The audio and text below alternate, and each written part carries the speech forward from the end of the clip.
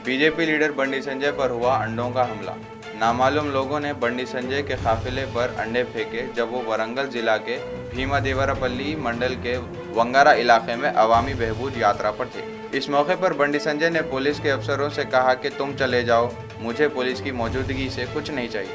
अंडों के हमले की वजह से दीगर बीजेपी लीडर्स ने मचाया हंगामा।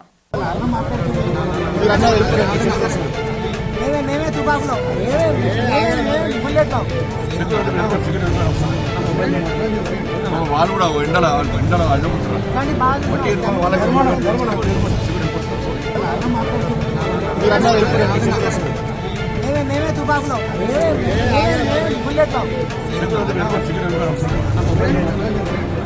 కూడా ఎండల అడ్డుకుంటున్నారు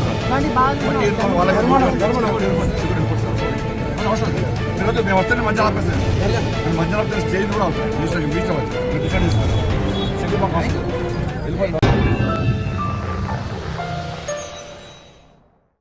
Germanton super speciality hospital, doctor Mir Jawad Jar Khan, senior experienced orthopaedic surgeon, bone fracture, joint replacement, hip replacement और स्पाइन सर्जरी कामयाबी से अंजाम दे रहे हैं।